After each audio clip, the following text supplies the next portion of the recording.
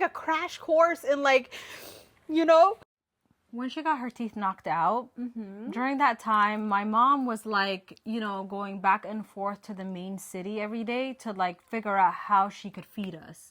You know, selling whatever she could sell, trading, figuring out, you know, basically trying to gather as many essentials as possible to bring Bartering every day for rice, bread, eggs, flour, oil, just whatever she could get so that she can feed the family every single day of her life, just trying to keep us alive. traveling 5 hours a day. Okay, so then one day while she was on one of her little missions in the town where she goes and gets all the things, she came across these like truck drivers, I guess, that were like exporting goods to the city From like Ethiopia. Kenya, like the neighboring countries. So she kind of like, you know, got into a deal with them and was like, hey, what city are you guys going to next? And they were like, oh, we're going to Ethiopia.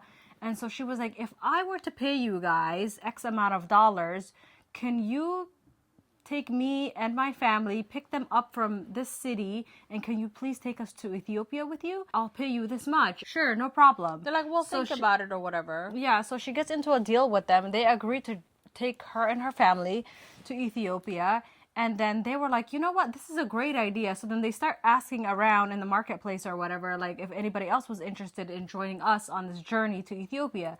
So they end up getting a bunch of people to obviously agree to come with us. Yeah. My mom comes back to Medina to pick us up with, I kid you not, like 115 people in a truck. No, so the day that I got my teeth knocked out, she comes back home to me dying, helps me survive. And then the next morning, she's already made plans with these people to come and pick us up. So these people come, the goons with the truck and the 115 people in a truck, but it's like 2 truck drivers, open in the back, people sitting in the back, open air. Okay? These people all come to pick us up, 115 people, and they come pull up at our house that we're at. They pick us up. This is the following day after I get my teeth busted. I'm still like dying. We get on this truck with all of our belongings, whatever we can take with us, and we get on the back of this truck on this journey to Ethiopia. We spend 6 days and 6 nights on the road to Ethiopia. Keep in mind, we're all sardines. We're all like literally packed. Everybody is sitting on top of their belongings. Like 6 days and 6 nights on like open sunlight, fuming. Everybody's just like in the same clothes, like sun whatever. Up, sun goes down, sun comes up, sun goes. Yeah, like, it's literal hell. Hell. So we're on this journey for 6 days, and then the first night we stop, it's probably like 48 hours in, we stop, and then we spend the night in some random village. Spend the night in this village. The drivers, there's probably like 5 of them with guns. And mind you, we're literally not even in a village. We're like in an open field with like wild animals roaming around in the nighttime. Huts. All you see is like eyes of like hyenas and like wild animals in the bushes and stuff. Like, and we're just like trees. We're so terrified for our lives. Yeah, imagine as a small child, all you hear your whole life, you hear about like tigers and lions. You don't see them in your city, but like all of a sudden you're in an open field, car driving with eyes everywhere. Because we're not in an actual city, we're like in between cities, so it's like the wilderness. The wilderness in a village in Africa. Right. So we're driving. 48 hours later, they're like, "Hey, we're gonna take a break. You guys spend the night here, and we'll come pick you guys back up." In the morning. Yeah, so we're gonna spend. So we all get out of the thing. My mom has like 1 mat and 1 blanket. So she's like, guys, everybody sleep on the mat.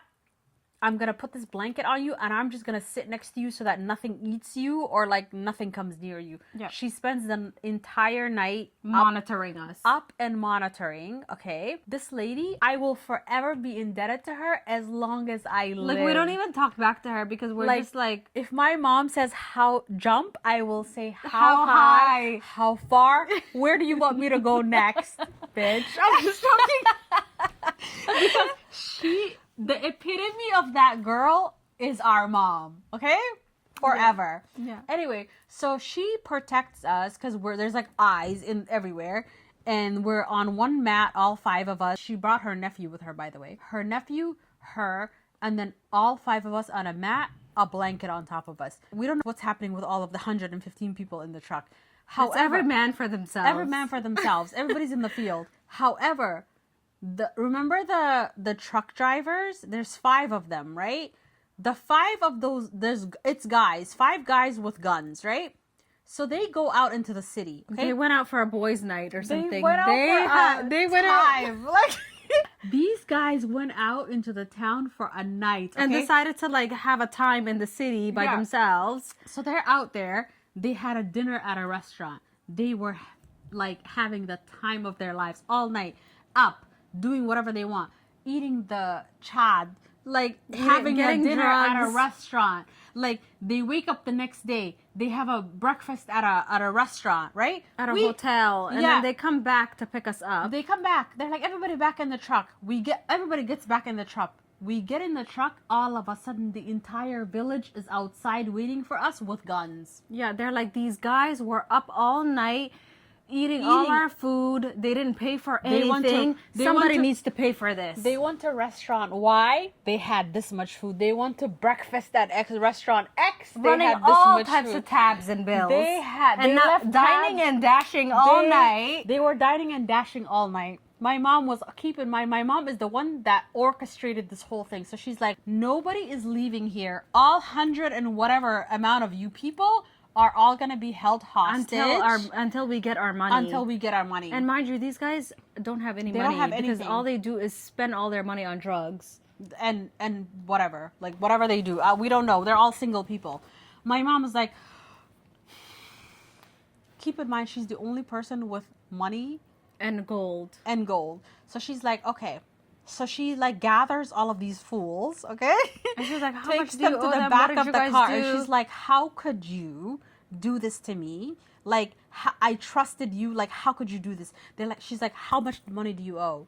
And they're like, we don't know. Go ask them. So then she goes and she like, basically like negotiates with these people. She's like, how much money do they owe you? We're so sorry. We're all just refugees fleeing a war. Like, I'm gonna reason with you. Whatever it is we owe you, we'll figure it out. Just tell me right now. She's like, I don't have much for myself. children, Like, I have like, kids. Like, please, just reason with me. They give here. her amount of money. She said, I will pay the amount. And she asks the people on the back of the freaking truck, Everybody gets together everybody and give gives me whatever whatever you they got can. because we need to get the hell out of here. Yeah. So my mom pays like half of the money. She asks the other people, whatever that she can gather, she gathers it. She helps everybody on this truck. She was literally like the leader, the orchestrator Yeah. of the entire operation, the entire journey. She got everybody from out of this Somalia pickle. to Ethiopia. She got everybody out of Yeah. the pickle, okay? She gets them on the back on the truck and she's like, listen to me, all of you effing losers.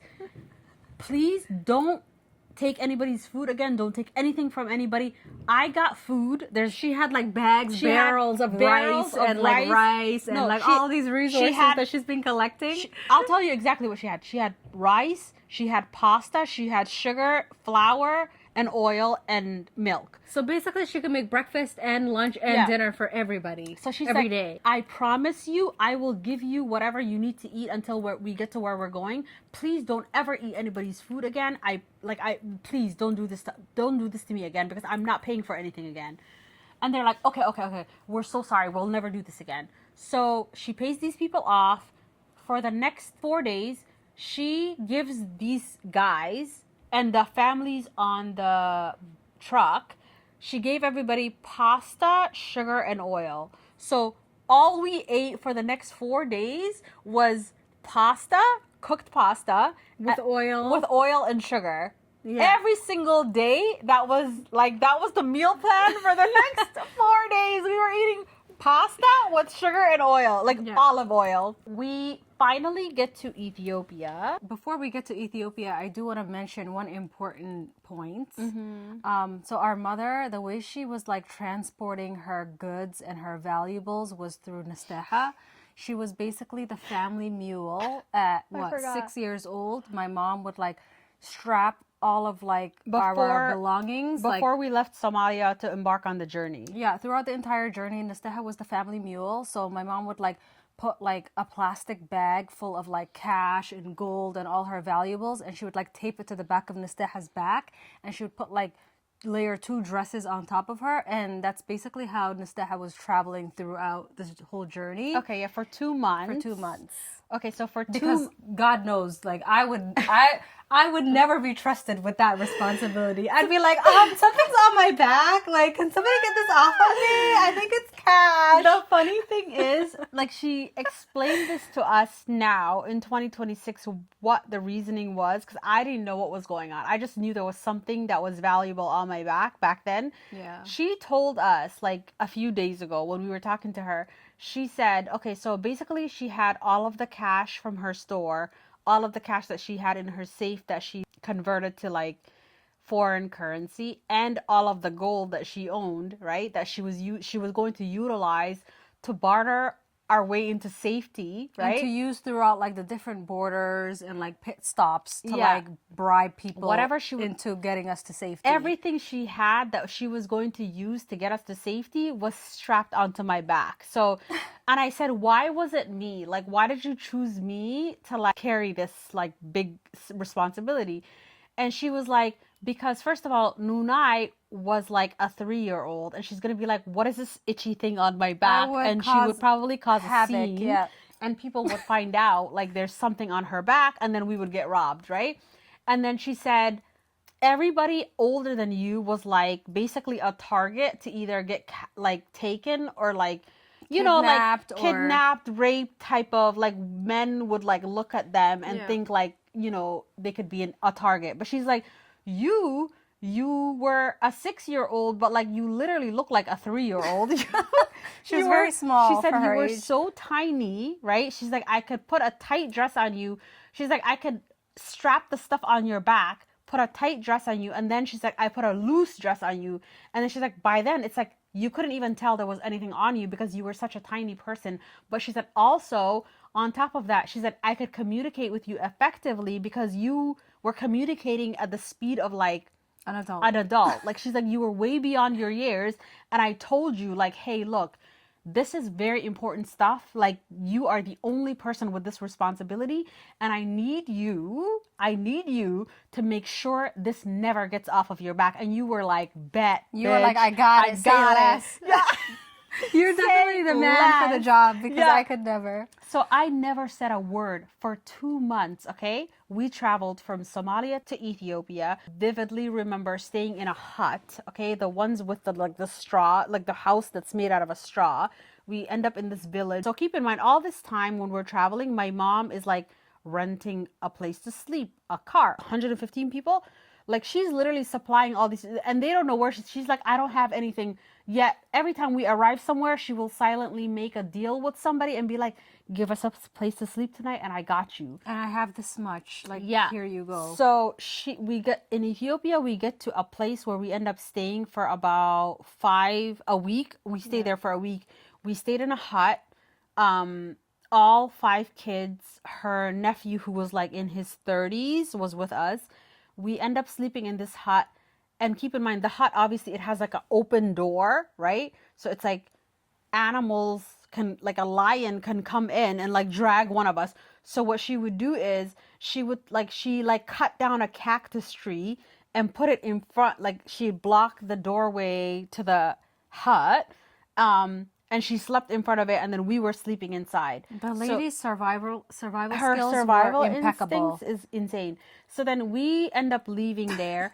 Keep in mind, she tells us this later on, but while for that week that we were in Ethiopia, like just surviving and like staying in this hut and like randomly playing around in this wilderness, she's working on a plan on how to get to Kenya and how to Cross the border get into Kenya, because at this point, like, they were not allowing like just Refugees. refugees from Somalia because Yeah. like too many people are trying to flee into like the country. So she figures out a plan. We don't know anything about this lady's plan because she's always been this person. This lady, She's still this our mother's plan. she's still that lady, okay, to this day. Yeah. So she figures out a plan. She rents a car, okay, and a broker. Like, she rents an entire person who speaks Swahili who can transport us to Kenya. So we get picked up from Ethiopia. We travel for like 3 days to Kenya. We get to the border of Kenya. They tell her, hey, look, it's nighttime. It's very suspicious to cross the border at night. We suggest that you sleep here at night and then we cross in the morning. She's like, where am I sleeping? It's 1 a.m. They basically tell her, oh, there's trucks over there. There's an empty container. You can sleep in the container. And she's like, And they're like, oh, we'll close the container shut so And that you're nothing can safe co- she and said- nothing can come in.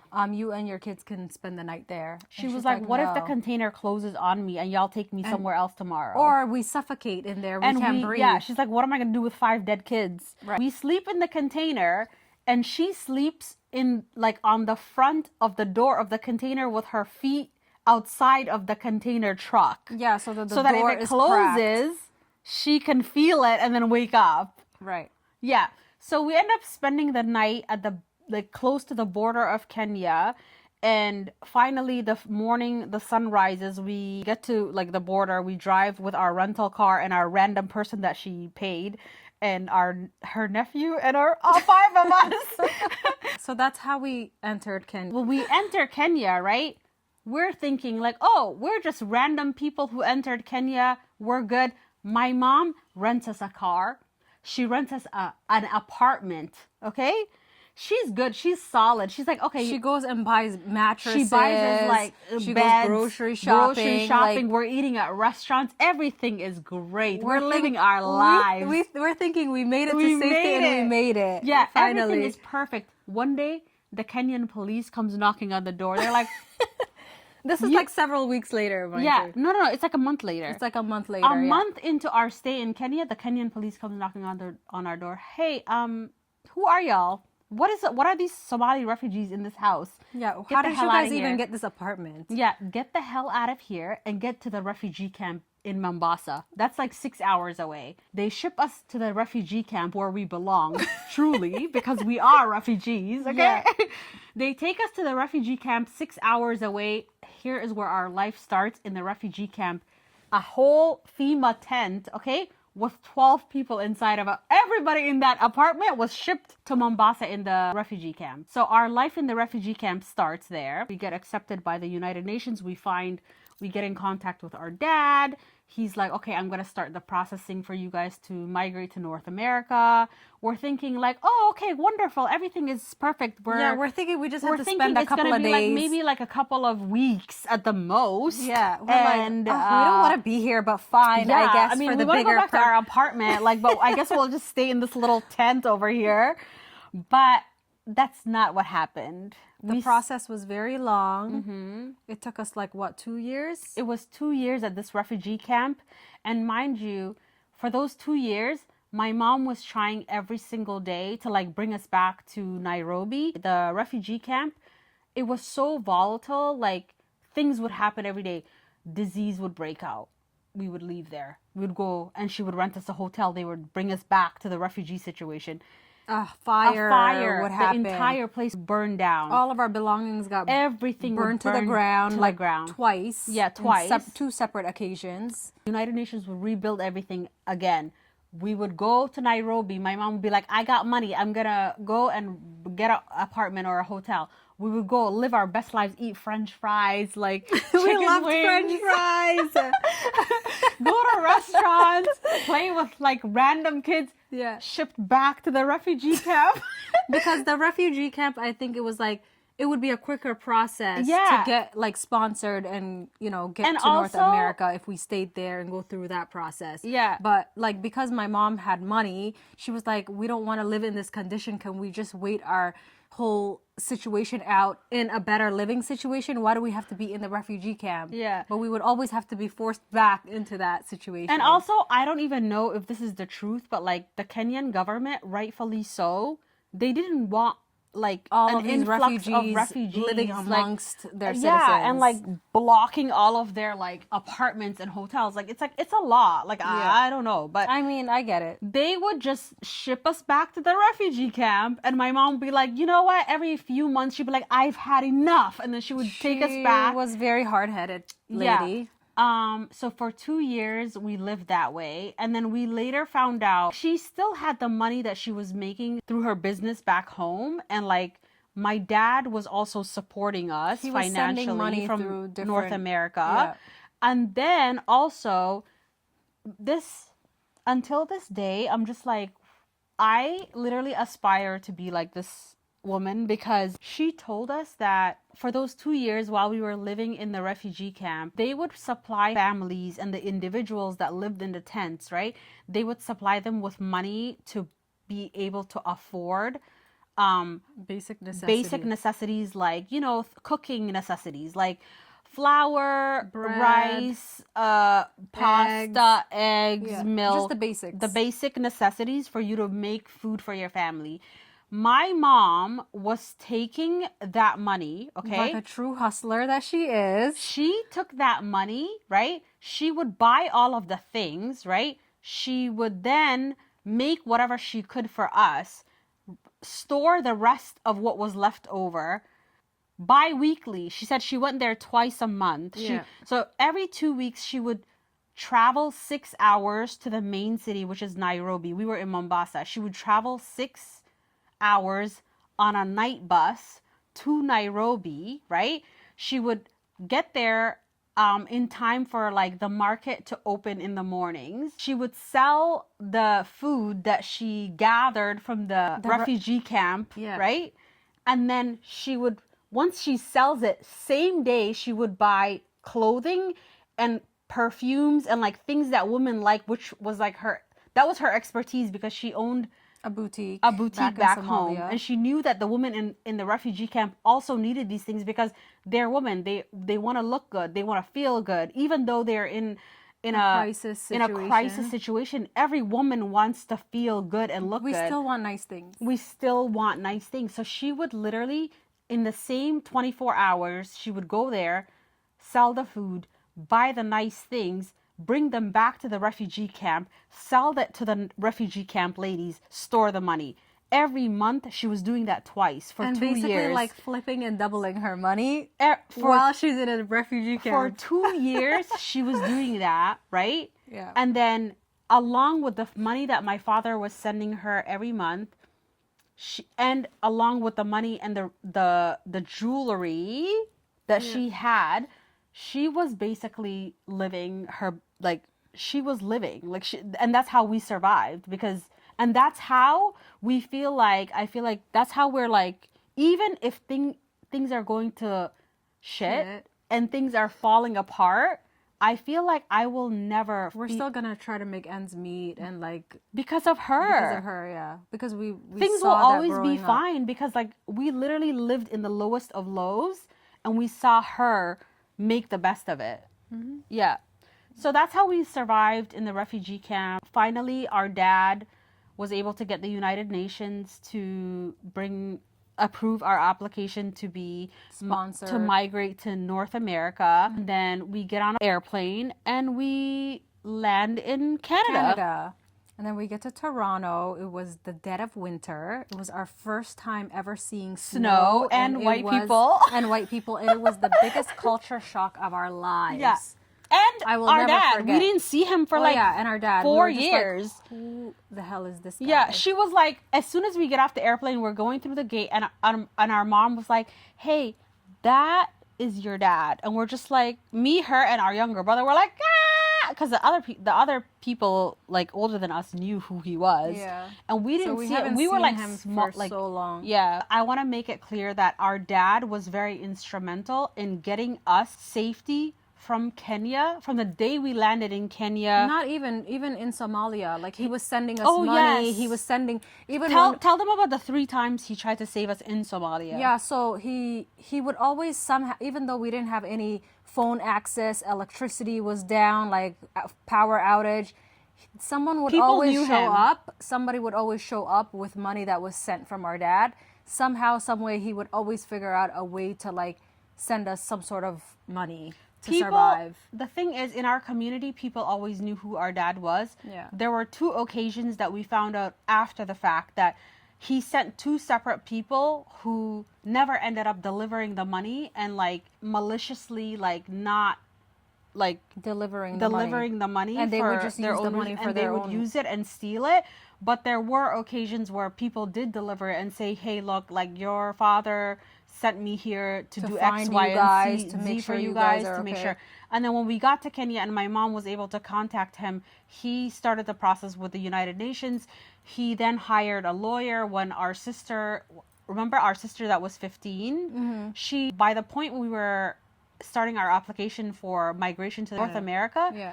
she was turning 18 and we were basically racing against time to make sure that she could meet the The deadline. criteria to be a minor who could come with us. It got to a point where she turned 18 and the United Nations refused to bring her with the rest of the family, and my mom basically denied the entire set thing after my dad like put it into action. They were like, she can't come because she's 18 now. And my mom was like, well, then we're all staying. Yeah, so And they were adamant about her applying on her own as an adult, and And then my mom us refused. going to Canada on our own. And my mom was like, absolutely not. She's still a child. You know, she's not married. She's a little girl and she's been through a lot, and I'm not gonna leave her. So we all literally had to turn back and stay there. Yeah. And then my dad was like, okay, he begged her, like, just leave her and I will make sure she gets here. And my mom was like, absolutely not. And then it took like about 4 or 5 months later, he hired a lawyer in North America to fight for her.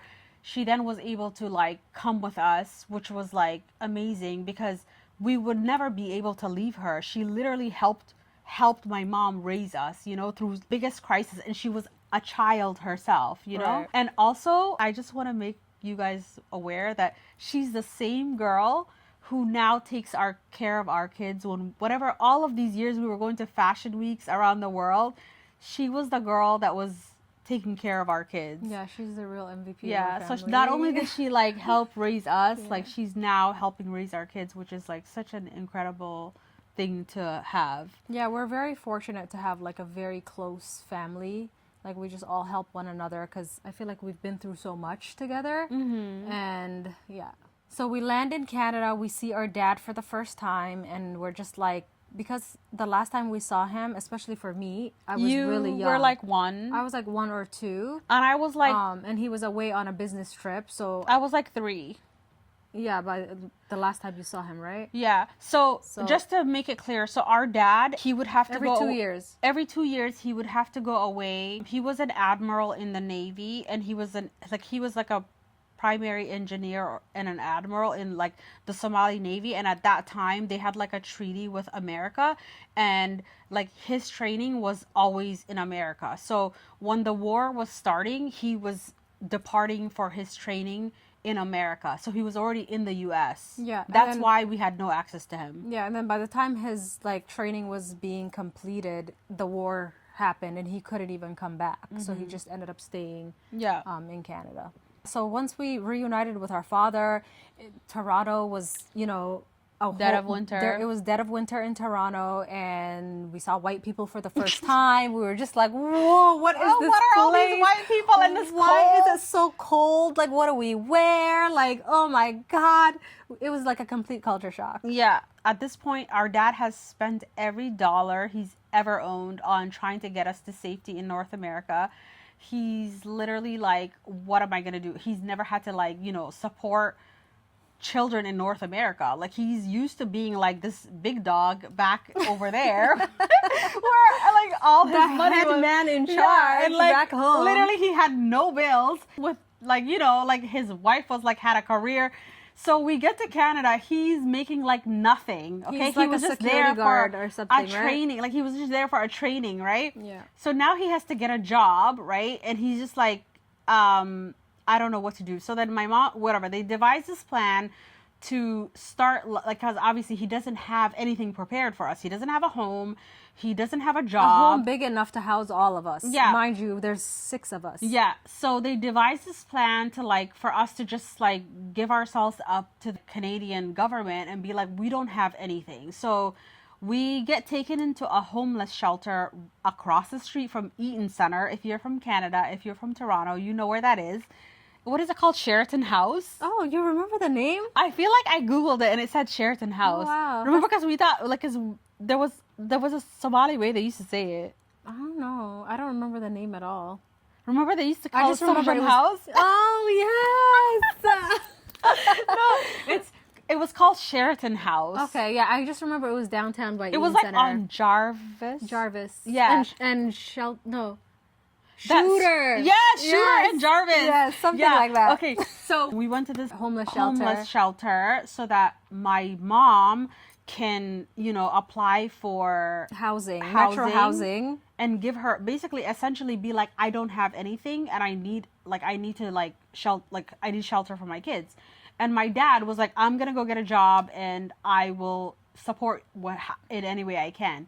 So we spend 3 months in this homeless shelter through sickness, people getting sick, us fighting for our lives. Are literally fist fighting because Fist- people were bullying us because we fist were refugees. fighting. We couldn't speak We English. had no We looked clothes. funny because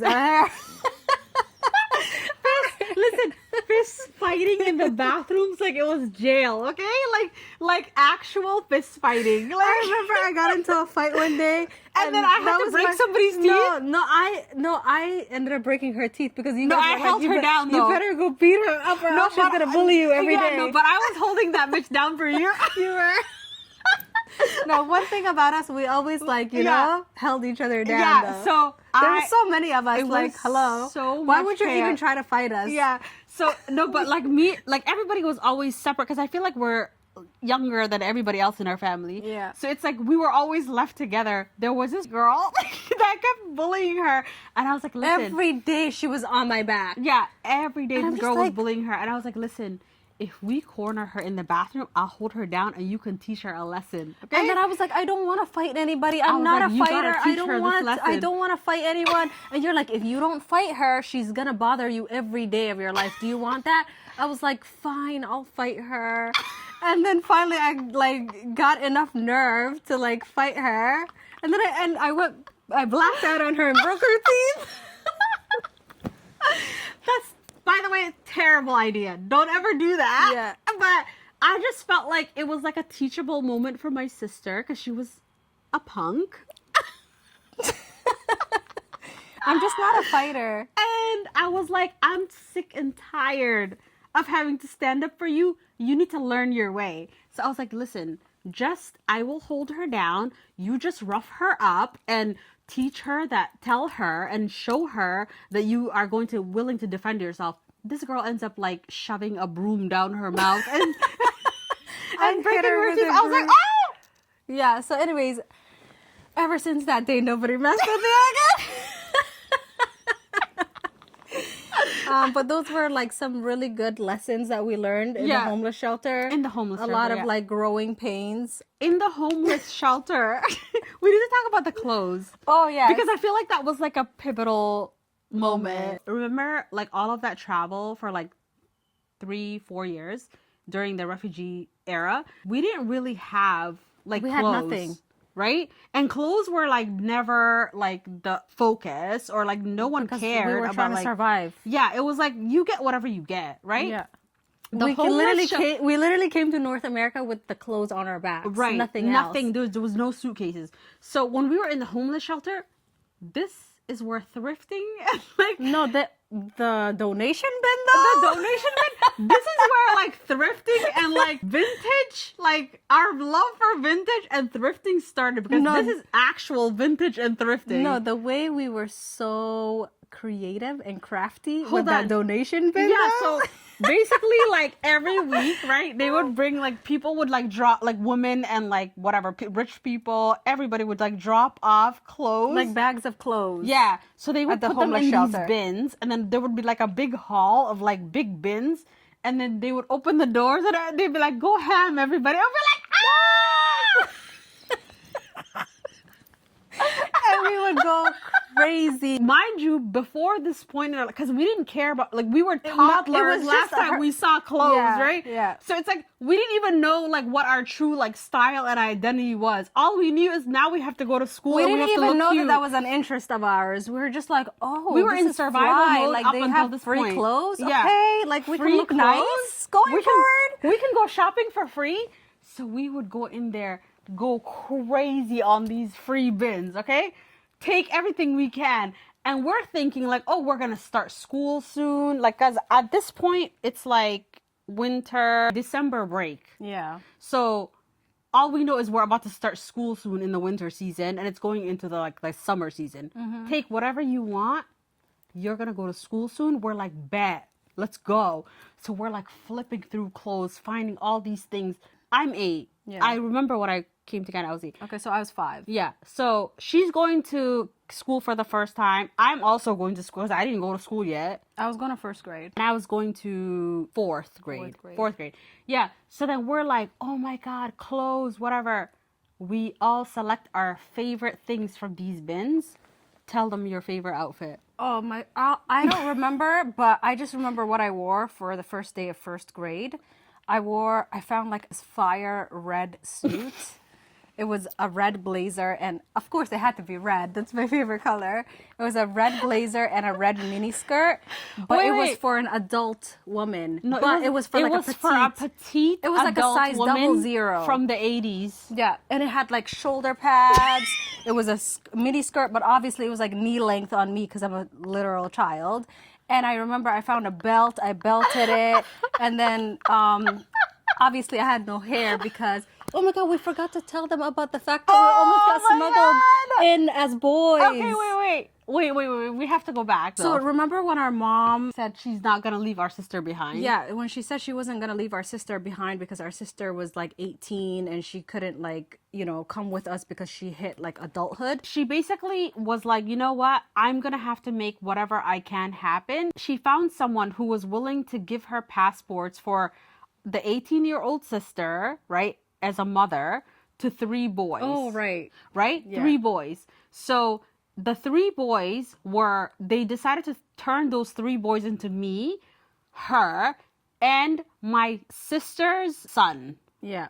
Because my mom didn't want to send her own son because she was like, I'm not sending my 1-year-old. So my sister's 2-year-old son, her, who was 4, and me, who was like 7. We're gonna go with my sister who was 18 as our mom. So they shaved both of our hairs. And they dressed us up as boys. I remember we had like Levi's jeans. We had jeans and jackets. And like these like backpacks. Like these khaki jackets and backpacks. So we look like boys. I just remember, the one thing I remember vividly is going to the airport, sitting there, waiting for the flight. And then we're like, we need to use the bathroom, me and her. And then she's like, okay, you guys are going to have to use the men's bathroom. And we're like, absolutely not. Me and her were bawling our eyes out about having to go to the men's bathroom. Like, we were screaming. Like, we were like yelling, like, we don't want to go in there. Anyways, that plan totally didn't work. So we had to like go back. We got rejected as boys. They were like, what the hell is get this? The hell out of here. So we went back home, and then finally, thankfully, the real plan happened. The real plan happened, and we got to come with our real documents as girls. Yeah, as girls, yeah. Fast forward back to Canada, Toronto, to the homeless shelter. It's the first day of school. I'm wearing my fire red petite suit. Ladies suit from the 80s, a business suit. It was belted. So they're like making fun of me because I had no hair, because remember they shaved our heads because we were supposed to come as boys. And I basically got bullied all of first grade until my hair grew back. I don't think you're doing that story justice. What? Picture this, guys.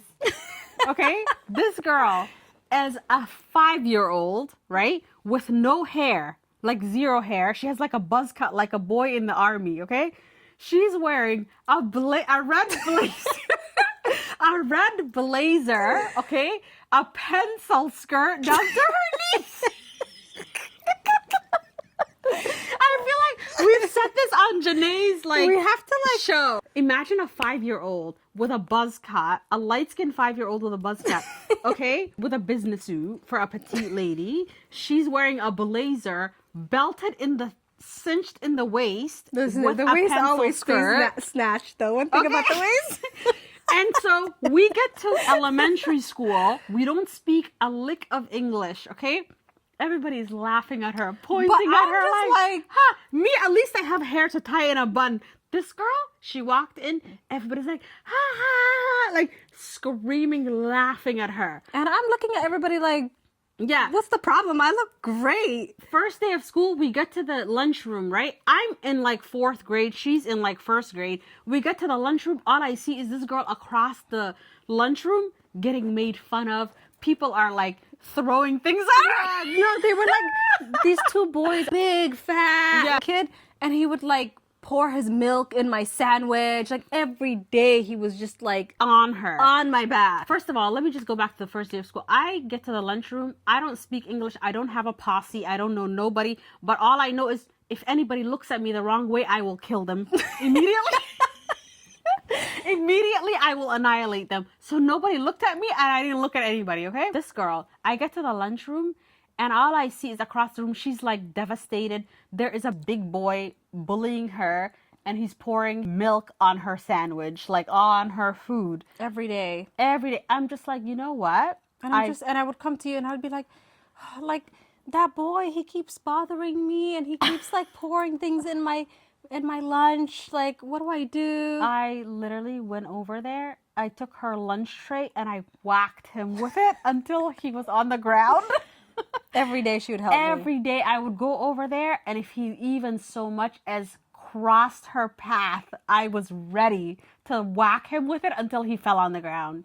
And one thing about it, whoever brought their cousin, their mom, their older sister, we always had a family member. A family member that would show up. There was a middle school. There's so many of There us. was a middle school next door. Our sister was there. There was a high school across the street. Our other sister was there.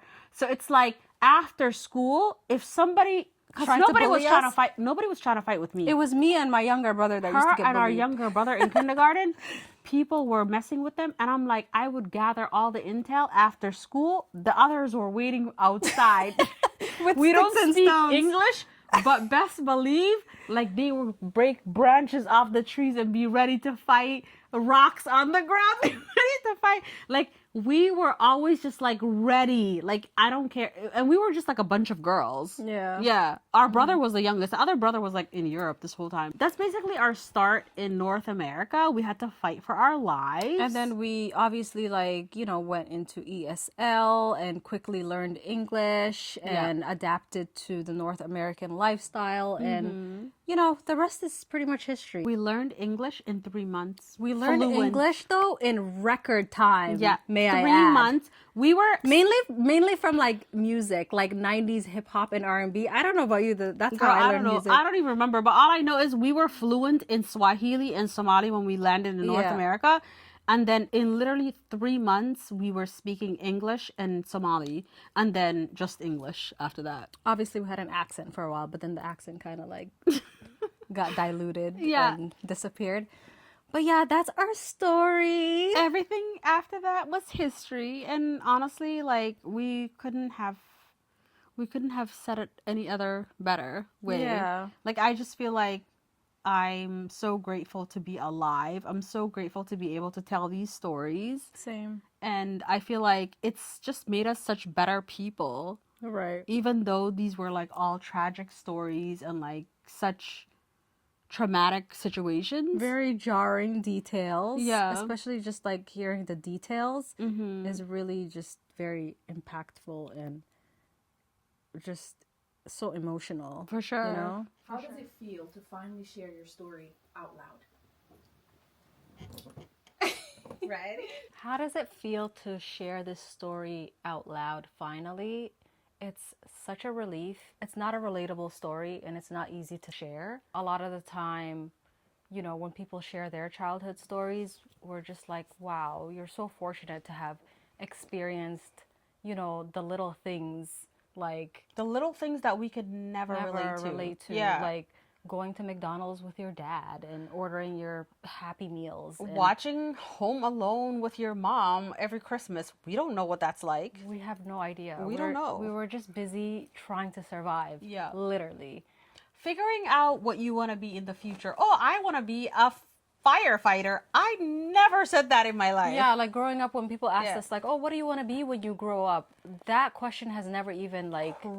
crossed our minds because we didn't know whether or not we would didn't even even be know- alive. We didn't even know what the future was. It was so bad that even though I was living in North America before I was even like 10, I never even had that in my mind, so much so that by the time I was a teenager, I always thought there's no way I'm still alive.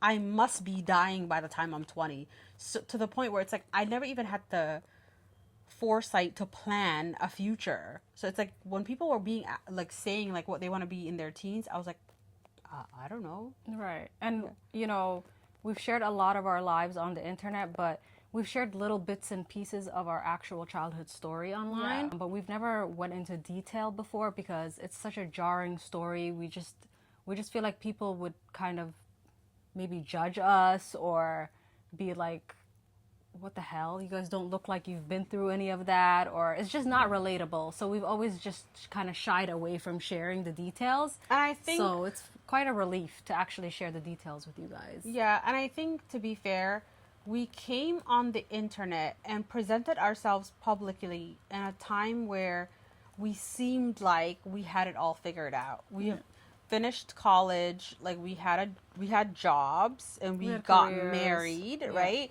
So it's like it looked like if you were looking from the outside that we had it all figured out because we were traveling the world, we were having beautiful children, like, but still I think that it took a long time because I think it's been like 10 years since we've embarked on this content creator journey and that we've started sharing our lives, and I think it took a very long time. I would say probably maybe like halfway into it until we really truly figured out what our passions were, because that is when we like felt more at ease, and like that is when we started to like, you know, dispel all of the trauma and like like we felt comfortable enough to like explore what like our future was. When we started having kids, we're like, oh, okay, I think we're safe now, like, you know. Yeah. We're safe, like we're making money, we're okay now, like we can Right. relax and we don't have to think about like survival anymore. We're actually here, we've survived, and we're actually here, surviving, thriving, and being successful. Right. It actually took us a while to get to a comfortable place where we accepted this story as like, you know, a part of the reason why we are who we are today. That It's yeah. literally the main reason why we are who we are today. The way we're appreciative about everything and how just we wake up every day just so With thankful. gratitude. Yeah, I think that we're is, alive. to be honest with you, I think that is our biggest differentiating factor from like all of our friends and our peers, is because we navigate life with like so much more gratitude because of our background and because of all of the challenges that we have faced up until literally like, I don't know, like 5 years ago. Yeah. And it is not even just us, it's like the women around us, and like it wasn't for us, it's like we grew up and then we had the opportunity to start like school in elementary school in North America, but then there was also the women in our lives, like the girls in our family who did not have that same opportunity, who had to then start school in like high school or like college. They didn't necessarily have the same opportunities we did and the same like jump start that we did, right? Right. And like our mom, They who weren't able will- to like adapt as Exactly. smoothly as we did. and our mom, who will never experience that, but at the same time she shouldn't have to, because I feel like she's paid her dues back over there. But it's just the challenges were very different in with everyone in our family, and we can't help but like absorb all of those challenges with everybody because we've all collectively experienced this massive like burden together. Right. So I think we're tail end now, and like it's never felt more comfortable to share that story today than it ever has. Absolutely. And I feel like, especially with everything that's going on with in America, in our surroundings, in the world today, I feel like because of all of the signs that we saw as children, and like all of the things that my mother and our mother had to, you know, Go overcome through. and Yeah. go through and like face in her 30s when she was raising 5 kids by herself, we felt like it would be the perfect time to share this story so that maybe it could be like a sign or like a source of encouragement or like inspiration to any woman who might Have to deal with possibly this have in to the near deal future. with this type of situation in the near future. How has your relationship carried you through everything? Okay. Do you want to start or should I? I'll start. Had it not been for all of us together, I think as a family, I don't think we would have survived separately. I agree. Especially, I don't think like my mom could have. Let's be honest, my mom probably She would would have have survived by definitely herself. been the only survivor. If we But you know- separated and went different ways, like Yeah. different routes, she would have been the only survivor. But you know what's so funny though? She told me like recently, she's like, if I feel like if that happened again to you by yourself, I think you would survive. I think I would have been out like during the boat I situation. would definitely survive, but The boat situation would have took me out. Like, I'm very self-aware. Listen, my mom told me I could leave I'm you. not a survivor. I'm all about the soft life. Listen, I'm all about the soft life now too, but like I'm just like I feel like I've earned that now, but like I feel like my mom told me if I left you with a But pack. also, you were a child, so Yeah, like I don't think obviously I wouldn't be able to survive back then, but I think Yeah, like yeah. looking back now. oh yeah, as an adult. Yeah, okay. looking back now, I think everyone in our family really truly helped like shape us and like who we are. I don't think any one of us would have survived separately. We're so grateful to have a mom with such a strong backbone, who is so resourceful, who is so skilled at so just everything. such a great negotiator, a incredible businesswoman, like just everything. I don't think we would have ever survived without her. And just her intuition too. Like she Yeah. would always just know how to like plan things and predict outcomes Yeah. and try to like avoid future situations that might occur. Like she was just so on it every step of the way. A very intuitive woman. Yeah. Yeah. We definitely would not have survived without each other, and we're so grateful to be here together, to be able to share the story, and to also be able to work together. Like, Yeah, are it's- you kidding me? Our it's mom is so definitely- happy that we're still together. Yeah, it's definitely like always made us have a strong bond because of what we went through and what we've survived together as a family. Because no one else has the story that we have. Right. Yeah. That's what makes us special. And I'm so grateful to have a sister on this journey with me. I feel like we have all of this trauma together, but to also have a sister who shares the same passions as me, who like I can talk to about anything in the past, the present, and the future, who shares the same values as me, who shares the same passion, the same lifestyle, the same interests. It's absolutely more than I could ever ask for. I'm so Yeah. grateful. And me too. It's like a built-in best friend. Yeah. But then it's like I get my big sister, you know, somebody that has the confidence and the strengths and, you know, somebody that like pushes me when I'm like doubting myself or in my own head. You know, it's really nice to have. I love smacking the doubt out of you. Yeah, she literally smacks me into place whenever I'm just like, I'm not really like feeling myself today. And I'm like, are I you don't kidding me? wanna You're literally a post anything." supermodel. The hell?